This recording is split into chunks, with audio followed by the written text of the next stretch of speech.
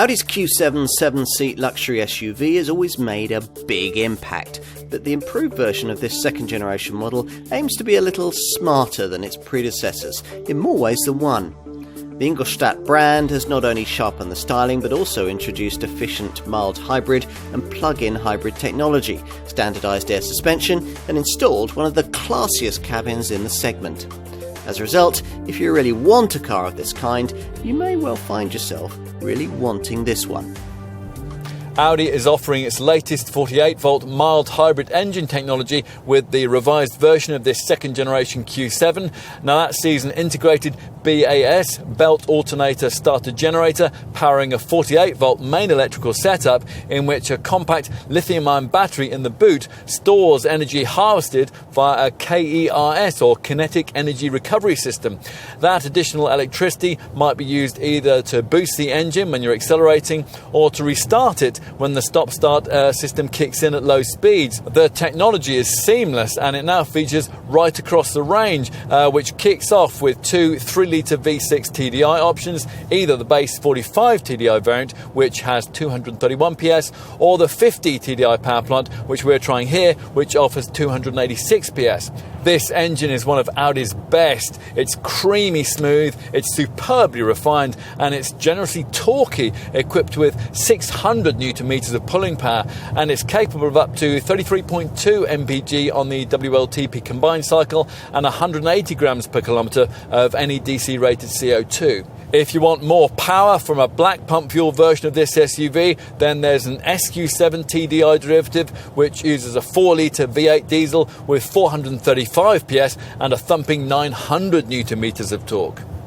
The brand can also offer a 3-litre V6 petrol engine used in 340 PS form in the 55 TFSI, but more proactively in two plug-in variants which pair it with an electric motor, which is in turn powered by a 17.3 kWh lithium-ion battery. One of these variants, the 55 TFSI-E model, offers a combined system output of 380 PS, while the other, the 60 TFSI-E competition derivative, well, that features a gutsier 94 kilowatt version of the electric motor, which helps push total output up to 455 PS.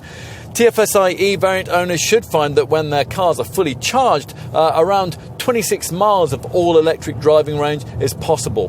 Whatever Q7 you choose, you'll find that, as before, this isn't a large SUV that particularly likes to be hurried, but there is plenty of cornering traction. That's courtesy of torque vectoring and quattro four-wheel drive, plus a four-wheel steering setup adds extra manoeuvrability to the top Vorsprung spec models. Adaptive air suspension is now standard across the range, and that helps you to cruise over tarmac tears and speed humps. Plus, it lowers the car at highway speeds, and it can be raised for the greater degrees of off-road prowess that you'll probably never need.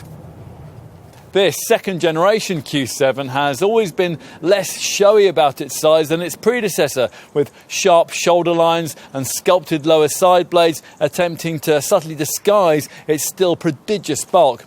With this improved model, there's still more to distract your attention, thanks to a package of stylistic Q-model hallmark features, mainly borrowed from this car's sportier showroom stablemate, the Q8.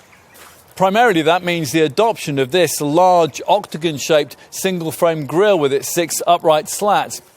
There are changes at the rear too, where a chrome strip carries forward the horizontal bodyline and creates a visual connection between the glistening LED rear lights with their technical-looking graphics. Time to take a look inside. Inside, it's all very different to anything a Q7 driver will have experienced before, thanks to Audi's so-called luxury lounge cabin architecture. Now, you're going to need to like screens because this gloss black panelled layout incorporates no fewer than 3 of them. The two you'll notice first, they power up as soon as the door's opened, and they dominate the upper and lower parts of the shiny centre stack here.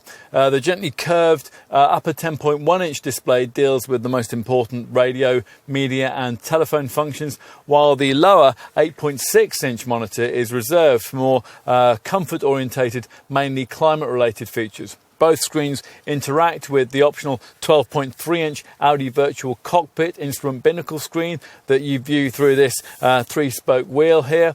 Provision for cabin storage, well, it's not ideal. Both the central bin between the seats and the door pockets are somewhat restricted in size, but the driving position here is virtually faultless, and the seats are supportive with heating and standard four-way lumbar support. Let's take a look at the second row, access to which is helped by this large door aperture. Passengers back here benefit from Audi's standard rear bench seat plus package, which gives you 3 individual seats, each featuring 110 millimetres of longitudinal travel, so they can be pushed forwards or backwards to maximise either legroom or the space behind. Plus, the outer backrests recline through 16 increments for greater comfort on longer journeys. Okay, what about third row functionality? Now, Audi doesn't pretend this area to be suitable for adults and long distances. With this sloping rear roofline, it could never be. Still, the company's designers have put a great deal of effort into making these rearmost pews decently accessible. Now, you would expect to get to them by pulling the outer middle seat forward. Instead, you fold the backrest down onto its base, and then you pull the folded base up towards the front seat, which frees up a much wider aperture through which you can reach the third row. There's no magic being worked on the available standards of legroom you get once you're back here, though. And for any kind of comfort here as an adult, you're going to have to ask those in the middle row here to push their seats forward a bit. Still, it's really intended for kids of any age. Now, this is one of the very few 7-seat cars we've tested with ISOFIX child seat fastenings fitted to its third row chairs, so Audi gets a big tick for that. Finally, let's take a look at luggage space. Now, as you'll discover when the powered tailgate rises, as usual with large SUVs in this segment, there isn't much of that on offer when all 3 seating rows are in place, just 295 litres of capacity. Most of the time, of course, you'll probably be running this car with these third row chairs folded down. Buttons are provided for the retraction process, both in the cargo area and on each side of the car behind the second row. Once everything's flat, there's a lot of room to play with, 770 litres to be exact in the standard models. Otherwise, getting more room means folding the middle row. The backrest falls in a 35-30-35 split, so if you have a long item to push through, say a set of skis, you may merely need to flatten the centre section. Lower everything and as much as 1,955 litres of fresh air can be created in a standard variant. In summary, a significant package of updates has enabled this Q7 to continue to compete on equal terms with much newer designs in this segment, and that is no mean achievement. Potential buyers will be attracted not only by this SUV's cool, classy feel, but also by strong residuals, which deliver overall running costs which remain very competitive. Other competitors might be glitzier, but this Ingolstadt contender remains an all-round proposition that's very difficult to beat and very Vorsprung durch Technik.